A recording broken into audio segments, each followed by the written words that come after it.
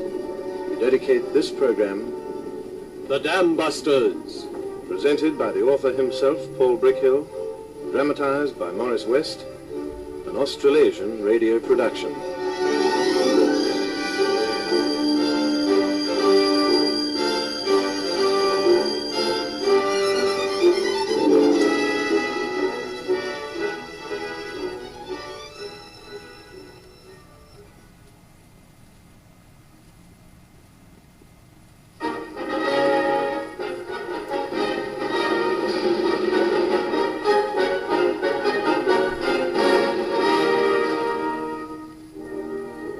Good evening, this is Paul Brickhill speaking.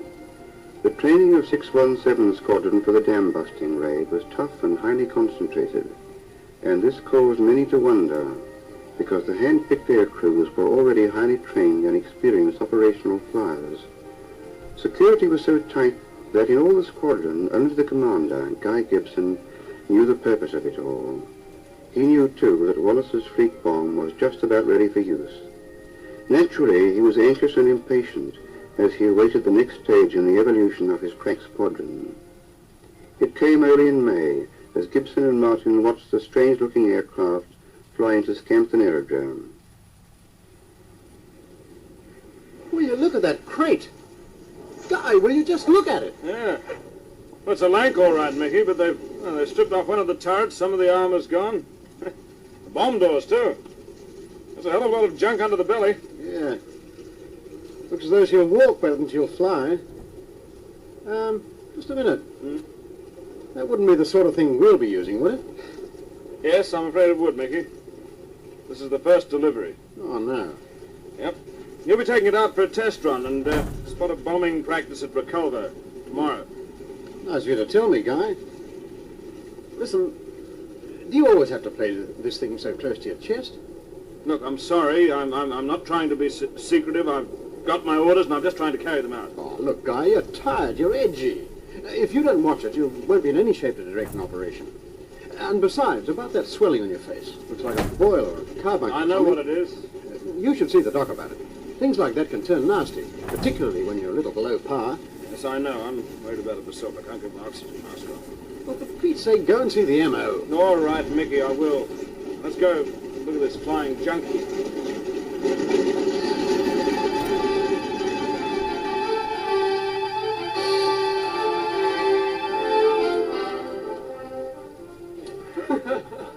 So I took Mickey's advice and I tootled off to the MO. He took one look at this thing and said, "Mr. Gibson, that's a carbuncle." Do tell.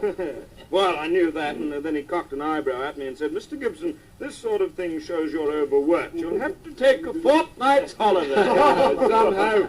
Well, how about a couple of weeks' leave for the whole squadron, eh? Yeah. Buy me a beer and I'll take it up with their ministry. Yeah.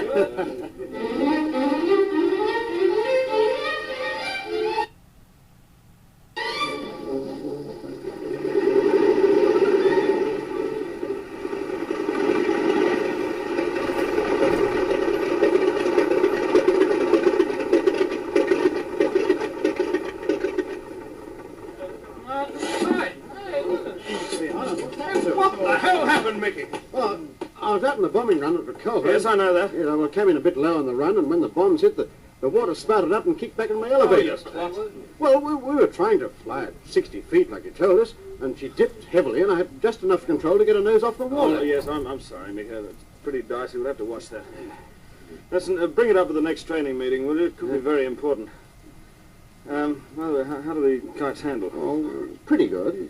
A bit heavy on the controls, and the performance is down, but, well, I reckon they'll do. Good morning, Gibson, sir. Oh, yes, Bernard, what is it? Message from the signal officer, just coming. Oh, thanks.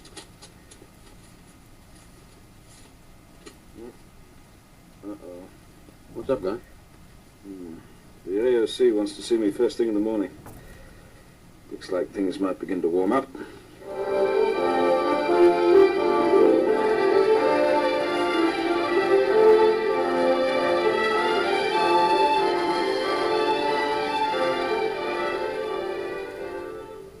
Take a look at these, Gibson. They're photographs of the dam. The manor? Yes, that's right. The dam. The photographic reconnaissance mosquito's been bringing them in for 3 days now. And, Gibson, the things I'm most interested in are These shadows here. See? Along the top of the dam here. Oh, yes. 1, 2, 3, 4, 5. See? Mm-hmm. I see. What do the experts say about these? A stunt. Oh, they've been blown the feathers up as light as they can. They've measured the shadows and they're still, just shadows. The only conclusion seems to be their new gun positions. Yes, I was afraid that's what it might have been. It means we'll get a hotter reception than we want. Right. But it means more than that, Gibson. It means there's a security leak somewhere. Well, we'll get the security boys checking and double-checking. That's the best I can do, sir. You know how these things are. There's nothing you can actually, put your finger on. Yes, I know only too well how things are. And by the way, tomorrow your bombs will arrive. Now, see that you have a cordon of guards ready for the unloading, and keep them there until the bombs are loaded onto the aircraft. It's getting closer. It's closer than you think, Gibson. Well, now let's go down and talk to Satterley. By the way, did you bring Crick out with you? Oh, yes, sir. He's waiting outside. Oh, fine. I'll bring him in then. He's a very good man on flak positions. You'll need him to cross the path. These red blotches represent known flak. Yes. We've got to plot a course that'll give us as little flak as possible and also keep us as far away as possible from the night fighter airfields. You see, now, let's work on two separate routes. The first one cuts across Holland between Valkern and Scawen. Oh, I see, yes. You see, and that takes you between the night fighter airfields here and here, and brings you out near Ham, where you cut south to the Morna Dam. Yes. Right? Yes. It's about the best we can do, I suppose. Let's take a look at the second zone. Here, we cut north over Wieland and across the Zuider Zee. There's no flak there. Then you hit a point slightly northwest of Wesel and join Route 1 for the run down to the north. Oh, just here. Just there. I see. Now, on the homeward run...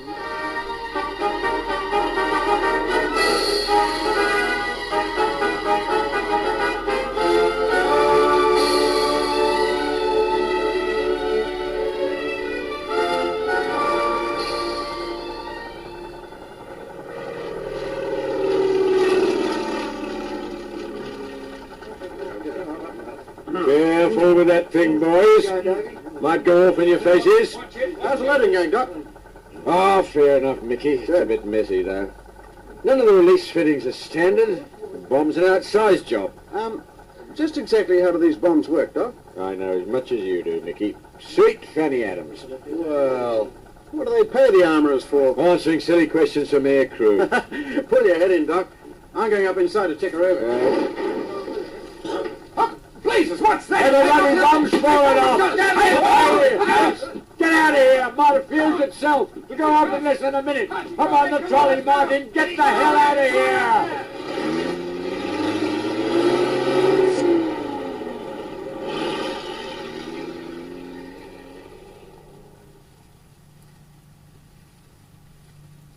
Phew. Well, nothing's happened so far. The release wire must have been faulty. She was going off, she'd have blown long ago. All right, you can come out now. The flap's over. Now, what do they pay the armourers for, Doc? Ah, saving the necks of no goods like you. I never saw a hero scoot so fast in all my life.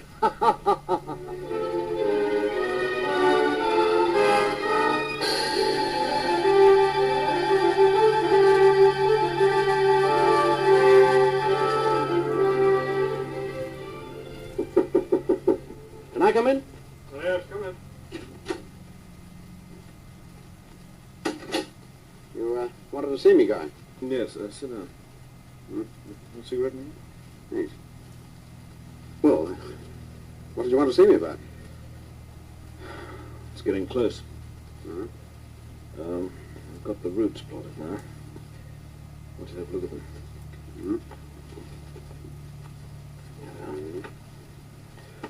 The routes.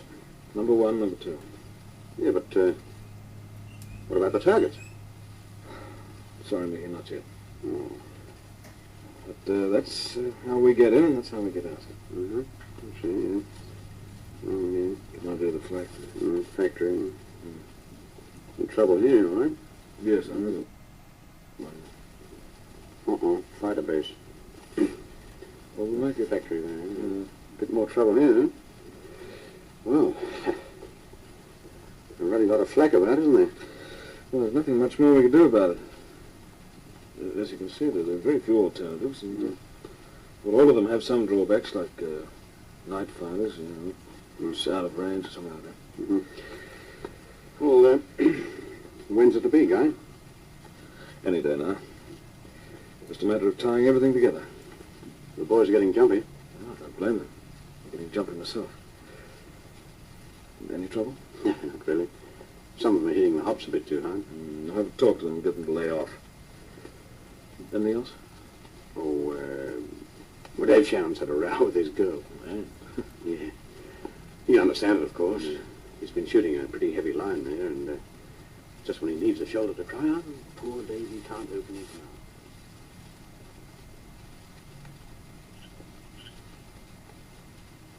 Huh? Aren't you going to say something, David? What? Don't you think you've sulked long enough? I'm not sulking. I'm waiting for you to explain why you stood me up last night. I stood you up because you were bad-tempered and bad-mannered. And I don't have to take that, David. Oh, all right, darling. I was bad-tempered and bad-mannered. I'm sorry. Look, darling, it's no fun for either of us fighting like this. Can't we just be ourselves? We were having a good time. We were getting a kick out of life. I know that.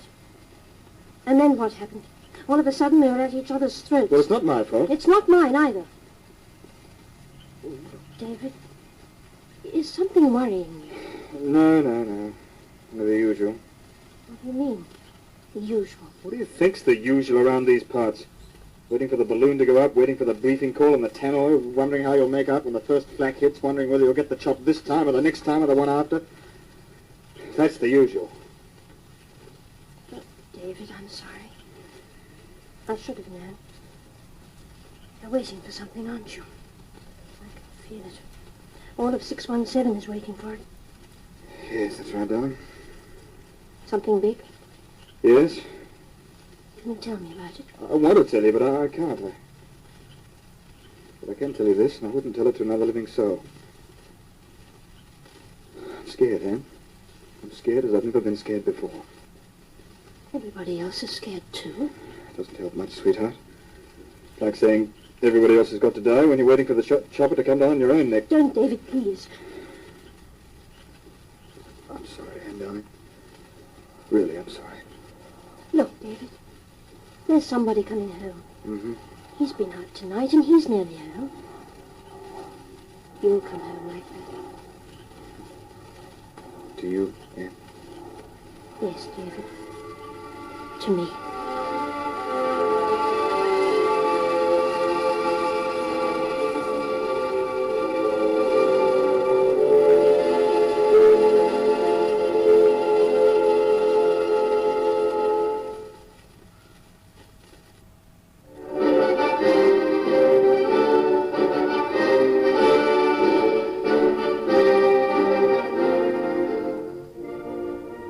It was understandable that David Shannon should become nervy.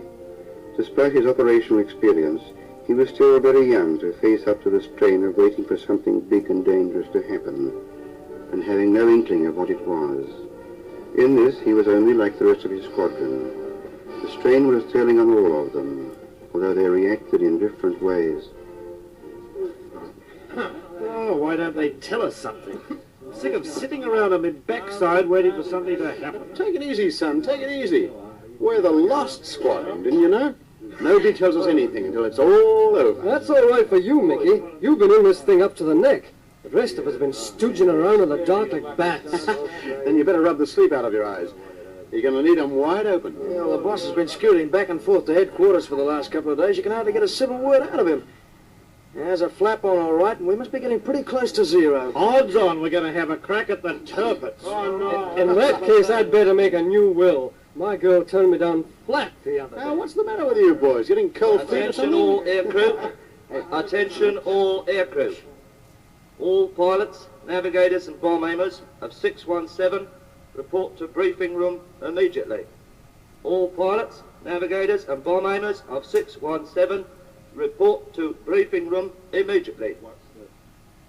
This is it, boys! This is it! Come on, get cracking! Yeah, right.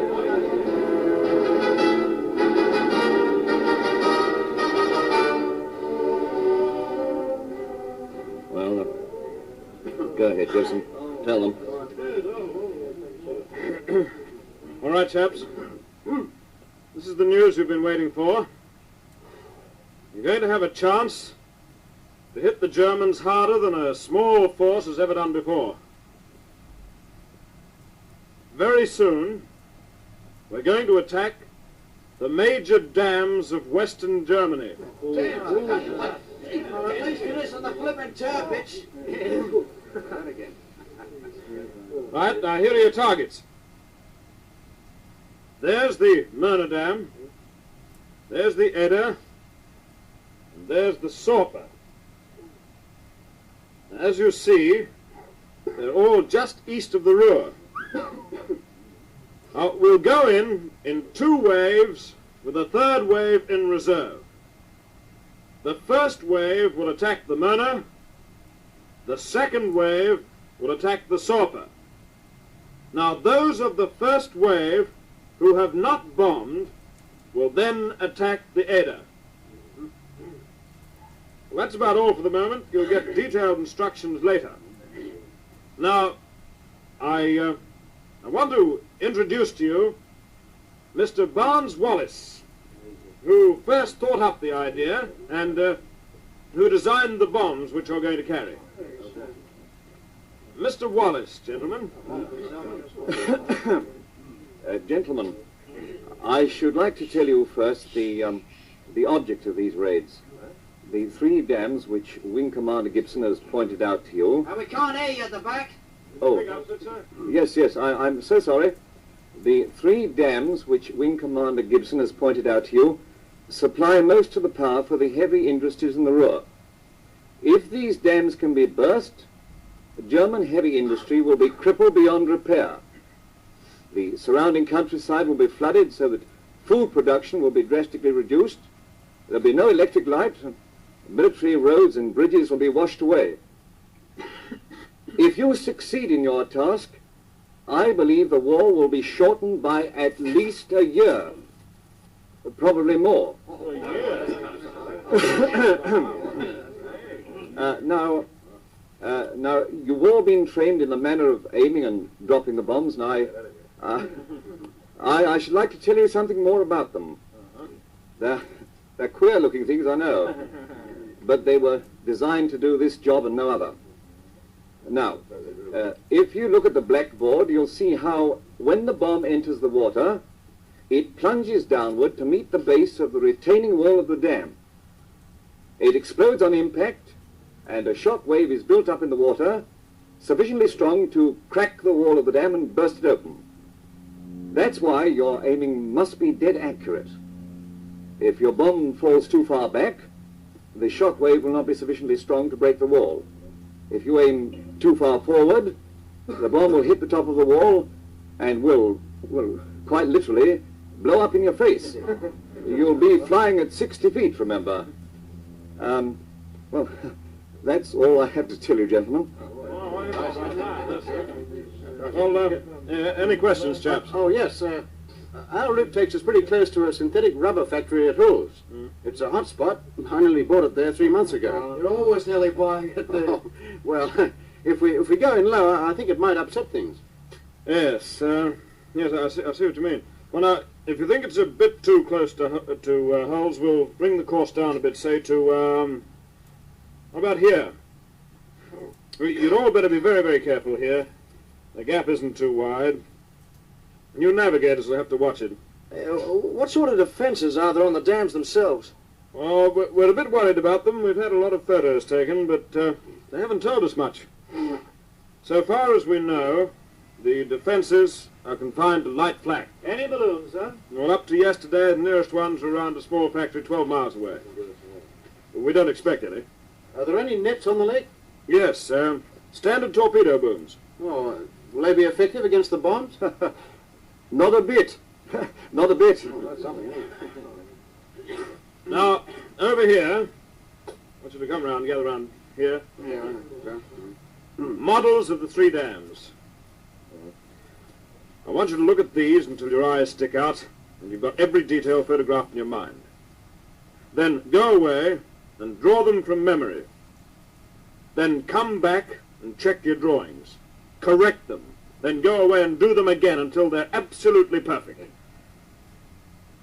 All right, chaps? We've got enough here to keep you busy till 1500 hours. I'll see you all then.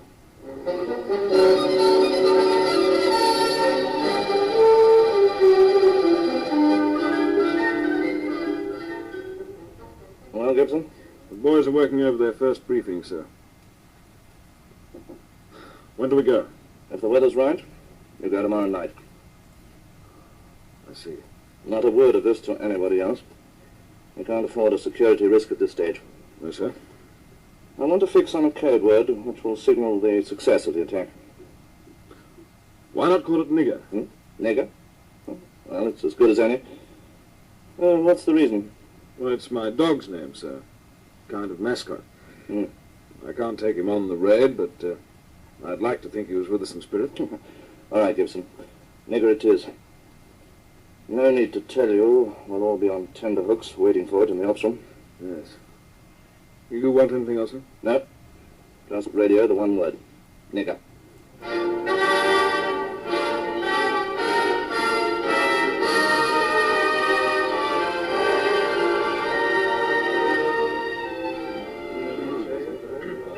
Well, chaps, how are you going? Okay. So, what do you reckon's the best way in over the dam, Skipper? Well, the first thing is to get the final line of attack. Just here. Yeah, that's the spot. Make a wide, low circuit, come in over the spit, then we're right. Anything else? No, that's all. Right. Now buzz off and eat. But lay off the grog and keep your mouth shut. Not a whisper to your own crews. When do we go, Skipper? Tomorrow night. Now I say it again, chaps, keep your mouths shut. If there's one slip and the Germans get to hear of it, you won't be coming back tomorrow night. Now, that's all. Skipper, Oh, yes, Mickey, what's it? I hate to tell you this, Skipper, but Nigger's just been run over by a car outside the camp. He was killed instantly.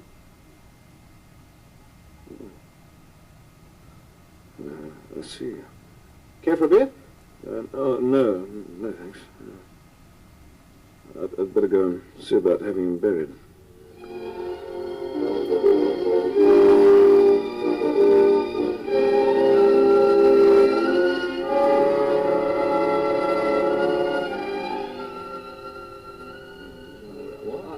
Hey there, Mickey. Hi, Toby. Now, come on, Mickey, give.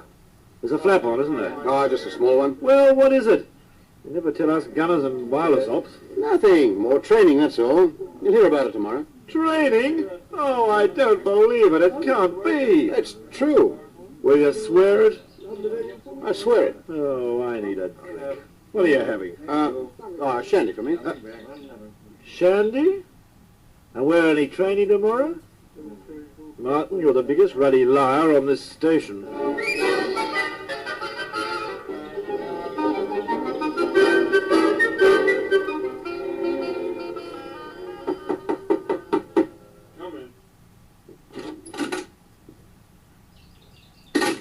I thought you might like a drink, Guy. I brought one up. Oh, thanks, Mickey. What's it? Yeah. Thanks. Happy landings. Happy landings. Sorry about Nigger, Guy. No. It's one of those things. He wouldn't have felt anything, must have died immediately. You know, whoever ran him down didn't even bother to stop. Don't take it too hard. You know, the boys are depending on you tomorrow, sort of. I'll be all right when the flap's on. Makes you think, though, doesn't it? Even the ruddy dog gets the chop when he doesn't expect it. Oh, forget it, Guy. You've got a lucky number. When this is over, you can give the game away. We all can. Yeah. Oh, I'm due for a spot of leave anyway. Where are you going to take it? Oh, Wales, I think. No, around the mountains. Should be some good fishing. Never was much of a fisherman myself. Still, for them that likes it. There's a lot of chatter in the mess, but the boys are keeping their mouths shut. Oh, good. Oh, like another drink? No, thanks. You run along, Nicky. I'll turn in shortly. Here, take these. What's this? Doctor's orders. Sleeping pills for all air crews. We won't get much sleep tomorrow night. No, I suppose not. Well, good night, Vicky.